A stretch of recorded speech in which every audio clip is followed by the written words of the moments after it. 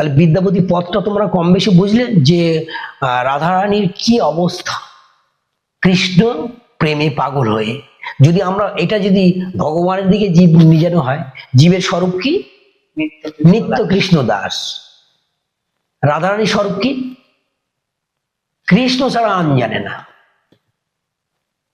রাধারানী এটাই তো, রাধারানীর স্বরূপটা কি, রাধারানী ভাবটা কি? কৃষ্ণ ছাড়া আন জানে না। জাত কুল মান সবকিছু বিসর্জন দিয়ে আমার ভগবানকে ভালোবাসে। আর জীব নিত্য কৃষ্ণ দাস, কৃষ্ণের দাস। আর রাধারানী কিরকম দাস? আর আমি জীব নিত্য কৃষ্ণ দাস, আমার স্বভাবটা আমি রিপু ইন্দ্রিয়ের দাস, আমি আমার স্ত্রীর দাস, আমি আমার পুত্র সন্তানের দাস, আমি আমার টাকা পয়সার দাস, আমি অহংকারের দাস, আমি আভিজাত্যের দাস। আমরা দাস হয়ে পড়েছি সংসারে। কিন্তু যদি আমরা এটাই লক্ষ্য করি সত্যি ভগবানকে ভালোবাসলে শ্রীমতী রাধারানীর কাছে শিক্ষা পেতে হবে যে কতটা তার আকুতি, কতটা তার বেদনা এই পদের মধ্যে বিদ্যাপতি ঠাকুর তুললেন। তারপরে একটা পদ আছে, সেই পদটা বলছি, অঙ্কুর তপনু তাপে যদি যা রব কি করব বারিদ মেহে, এ নব যৌবন বিরহে গোয়াব কি করব সুপিয়ালে হে। হরি হরি কই এহ দৈব দুরাশা, কই এহ দৈব দুরাশা, সিন্ধু নিকটে যদি কণ্ঠ শুকাব কোদুর করব পিয়াসা, চন্দন তরু জব সৌরভ ছড়াব শশধর বরিখব আগি, চিন্তামণি জব নিজ গুণ ছড়ব কি মোর করময় অভাগী, শ্রাবণ মাহ ঘন বিন্দু না বরিখব সুতর ঝাঁজ কি ছান্দে, গিরিবর সে বিভু ঠাম নাহি পাব বিদ্যাপতির ওই ধান্দে। মানে এই পথটা কিরকম দেখো, মানে আধ্যাত্মের সঙ্গে মিল করা সবকিছু। যদি আমার আধ্যাত্ম জ্ঞান থাকে, আমি ওই শ্লোক আধ্যাত্মের মধ্যে হয়, যেদিকে নিয়ে যাবে সেদিকেই চলে যাবে। কি বলছে শ্রীমতী রাধারানীর যে পথটা আগে বললাম, ওই বিদ্যাপতিরই পথ এটাও। অঙ্কুর তপন তাপে যদি যা রব, অঙ্কুর বলতে কোনো একটা বীজ যদি অঙ্কুর হয়, তার যে কিশল হয়, দুটো পাতা বেরিয়ে আসে, কত কোমল বলতো, হ্যাঁ কত কোমল। তাহলে সেই একটু যে বৃষ্টি হয় ভরা বৈশাখ মাসে, তো শুকিয়ে মরে যাবে, মরে যাবে না? যদি একটু বৃষ্টি হয় তাহলে ও তো বেঁচে যায়। কিন্তু ওখানে যদি একদম বৈশাখে রৌদ্র পড়ে তাহলে কি হবে?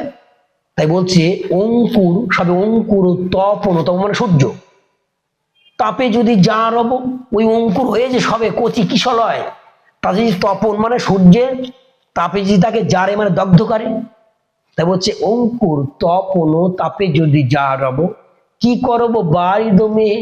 অর্থাৎ এই বারিদ মানে মেঘ, জল ভরা মেঘ আকাশে দেখে আমার কি লাভ আছে? এটা দিয়ে বোঝাতে চাই যে আমার বধুয়া সর্বশক্তিমান, আমার বধুয়া, কিন্তু আমার থেকে নেই। মাতুরের পদ মানে বিচ্ছেদের পদ, ঠিক আছে? যে আজকে আমার স্বামী ঠিক তদ্রূপ, তার ছায় শীতল হয়, কিন্তু আজকে সে, তার তাপে আমি শুকিয়ে গেলাম, সে থেকে আমার কি হলো? যেমন অঙ্কুর সবে ফুটেছে, সূর্যের তাপে শুকিয়ে গেল, তো ওর জন্ম নিয়ে কি কোনো লাভ হলো কি? কিন্তু আকাশে কিন্তু মেঘ ভরা জল ছিল, কিন্তু বৃষ্টি হয়। অর্থাৎ এটা দিয়ে বোঝাচ্ছে শ্রীমতী রাধারানীর ইষ্ট ভগবান, যিনি প্রেম প্রেয়সী এবং যে তার শ্যামকালা চাঁদ, সে থাকাকালীন সে যেন প্রেম বিনা শুকিয়ে গেল। কতটা আক্ষেপ! এটাও যদি আমি আধ্যাত্ম দিকে নিয়ে যাই, যে আমি জন্ম নিয়েছি, যদি এভাবেই আমি শুকিয়ে মরে যাই জগতে, ঈশ্বরের নাম করতে এসে তার নাম করতে পারলাম না, ঠিক একইভাবে আমিও ওইখানে কিন্তু একদিন ওই শুকিয়ে মরে যাব। ঠিক আছে? তাহলে এখানে আমার আধ্যাত্ম বললেও ভুল হবে না। তো এখানে বলছে যে রাধারানীর ভগবান থাকার পরেও, যেমন আকাশে মেঘ ভরা জল থাকা সত্ত্বেও, বা যখন অঙ্কুর শুকিয়ে মারা গেল সূর্যের তাপে, আমারও ভগবান, আমার স্বামী, আমার কান্ত থাকার সত্ত্বেও আমি পেলাম না, আমি বিরহে বিরহে আমি জ্বলে পুড়ে খাক হয়ে গেলাম। তাই বলছি এ নব যৌবন বিরহে গোয়াব কি করিব, কি করব সো পিয়ালে সখিরে। বল না, এই নব যৌবন যদি বিরহে আমি গোয়ালাম, আর তার থেকেও আমি তাকে পেলাম না। তা সে পরে যদি কোনো একদিন আসে, তখন এসে আমার তার লেহে মানে তার ভালোবাসায় কি হবে? তখন তো আমার কিছু থাকবেই না। তা আমি যদি এই বয়সে ঈশ্বরের নাম না করতে পারি, বৃদ্ধ বয়সে গিয়ে তখন কি আর নাম করতে পারবো? তখন কাদাই সারাবে না। তাহলে এখন আমার যৌবন, তাই আমার বধূয়া কাছে নেই বলে আমার এতটা তাপ হচ্ছে। তা বলছে, এ নব যৌবন বিরহে গোয়াবো, কি করবো সপিয়ালে। সখী বল না, তোদের প্রিয়া এসে আমার কি করবে তখন? তোদের প্রিয় এসে তখন কি করবে? স্নেহ নিয়ে আমি কি করব? তখন তো আমার আর যৌবন থাকবে না। তাই বললেন, হরি হরি ইহক দৈব দুরাশা। হে হরি, হে বিশ্ববিধাতা, মনে হয় কোনো দৈব আমার ওরে ভর করেছে, যে আমাকে মানে ওরা ভর করে আমি যেটা পাওয়ার দরকার ছিল আমি সেটা পাচ্ছি না। তারা মনে আমার প্রতি রুষ্ট হয়েছে, কোনো দৈব ভর করে আমার প্রতি ক্রুদ্ধ হয়েছে, আমি হয়তো কোনো কোনো অপরাধ করে ফেলেছি। তাই বলছে হরি হরি ওই ও দৈব দুরাশা। দেখ সখী, সিন্ধু নিকটে যদি কণ্ঠ শুকাব, কদূর করব পিয়াসা। আরে সিন্ধু নিকটে গিয়ে যদি জল পিপাসায় মারা গেলাম, তাহলে সিন্ধুর ধারে গিয়ে আমার লাভটা কি হলো? সিন্ধু মানে সাগর ভরা জল, সেখানে যে দাঁড়িয়ে আমার পিপাসায় গলা ফেটে মরেই যায়, তাহলে আমার সাগরে নেমে আমার কি লাভটা হলো? তাহলে আমার স্বামী আমার বধূয়া থাকার পরেও যদি আমি আমার আশাটা আমার তৃষ্ণা না মেটাতে পারি, তাহলে কি হবে বল সখী? তাই বলছে যে সিন্ধু নিকটে যদি কণ্ঠ শুকাবো, কদূর করবো পিয়াসা। তাহলে কিভাবে কি করে পিপাসা দূর করবো? আমি সিন্ধুতে থেকে তাই সিন্ধুর জল পান করতে পারছি না, শুকিয়ে মারা গেলাম, তাহলে সাগরে জল আমার কি কাজে লাগবে? অর্থাৎ বধূ আমার পরে যদি আসে কোনো একদিন, সেদিন আমি থাকবো না, কি আমার কাজে লাগবে?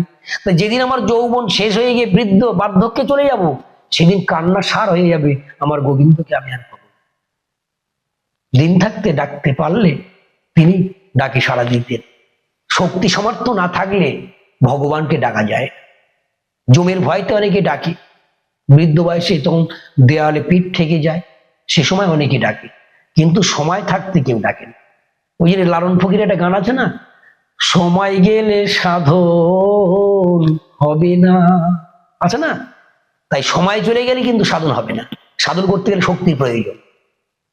সাধন কি? যে কর্মের দ্বারা, যে সাধনার দ্বারা ভগবান শক্তিকে লাভ করে ভগবানকে দর্শন করা যায়। ঠিক আছে, এই বিষয়ে আমি আগের দিন বলবো, এরপরে যখন আসবো সেই বিষয় বলবো, যে ভগবানকে দর্শন কিভাবে যোগী পুরুষ ঋষি মহাত্মা আর্য ঋষিরা কি করে দর্শন পেয়েছিল, সেই বিষয়টা যাবো। তাই এটা আমাদের এই বয়স থেকে শুরু করতে হয়। যাই হোক, তাই বললেন, সিন্ধু নিকটে যদি কণ্ঠ শুকাবো, কি করবো সপিয়ার, কি বলে দূর করবো পিয়াসা, মানে কিভাবে পিপাসা দূর করি? সিন্ধু নিকটে থেকে জল খেতে পারলাম না, মরেই গেলাম। চন্দন তরু জব সৌরভ ছড়ব, শশধর বরিখব আগি। আরে চন্দন গাছের নিকটে গেলে গন্ধ পাওয়া যায়, সুগন্ধ পাওয়া যায় না? তা সেই চন্দন গন্ধ আর নেই। আর তা আমার গোবিন্দ স্বয়ং চন্দন, তার গন্ধ আমি পাচ্ছি না, মানে কাছে নেই তো। চন্দন তরু জব সৌরভ ছড়ব, অর্থাৎ চন্দন তরু বৃক্ষ সে তার সৌরভ ছড়ায় কিনা? তাহলে আমার গোবিন্দ যদি থাকে তাহলে আমার সব সৌরভ বয়া থাকবে, কিন্তু আমার সেই সৌরভ পাচ্ছি না। চন্দন গাছে যেমন সৌরভ ছড়ায়, কিন্তু আমার গোবিন্দ তো সবার সবার নিয়ন্তা, সবার সৃষ্টিকর্তা। তাহলে তিনি কি চন্দন বৃক্ষের চেয়ে আরো কিছু না? কিন্তু আমি থেকেও পেলাম। কিন্তু চন্দন গাছকে দিয়ে তুলনা করলেন, চন্দন বৃক্ষের কাছে গেলে তার সৌরভ পাওয়া যায়, আর আমার বধুয়া থেকেও আমি তাকে পেলাম না, তার সৌরভ, তার ভালোবাসা স্নেহ আমি পেলাম।